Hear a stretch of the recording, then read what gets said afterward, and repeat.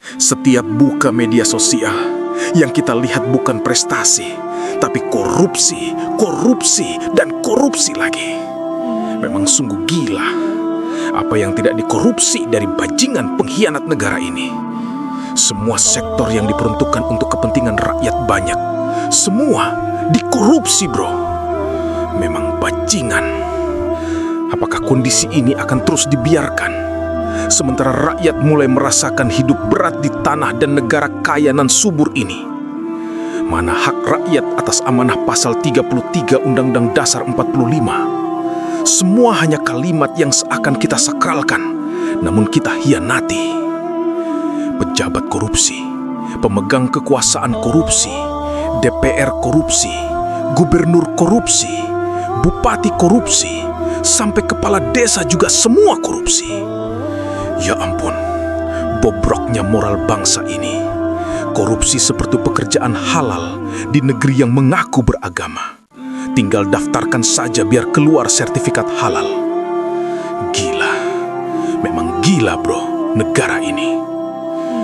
Indonesia yang katanya mayoritas muslim, rumah ibadah di mana-mana, ayat dibaca setiap hari. Tapi kenapa mencuri, merampok, memakan hak rakyat malah jadi budaya? Apakah agama cuma formalitas KTP yang dipakai untuk pencitraan dan senjata kepentingan politik? Agama ditanggalkan saat mengelola uang rakyat. Masalah bangsa ini bukannya kurang ceramah. Masalahnya agama berhenti di mulut, tidak pernah turun ke hati nurani.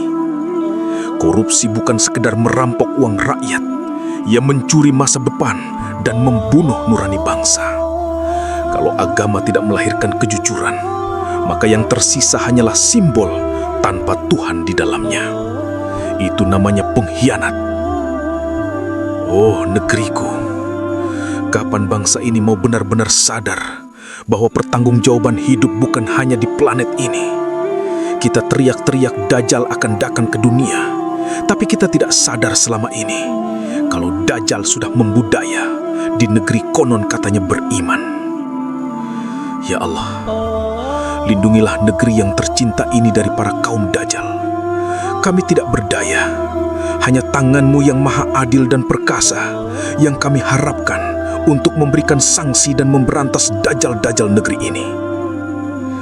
Semoga Indonesiaku segera bangkit dan terhindar dari kaum munafik dan pengkhianat bangsa. Kabarkanlah kepada orang-orang munafik bahwa mereka akan mendapat siksaan yang pedih, yaitu orang-orang yang menjadikan orang-orang kafir sebagai pemimpin dengan meninggalkan orang-orang mukmin. Apakah mereka mencari kekuatan di sisi orang kafir itu? Ketahuilah bahwa semua kekuatan itu milik Allah.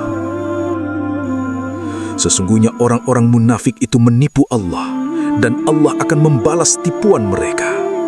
Apabila mereka berdiri untuk sholat, mereka berdiri dengan malas. Mereka bermaksud riya dengan sholat di hadapan manusia, dan mereka tidak mengingat Allah kecuali sedikit sekali. Sesungguhnya orang-orang munafik itu pada tingkatan yang paling bawah dari neraka, dan kamu sekali-kali tidak akan mendapat seorang pun penolong pun bagi mereka.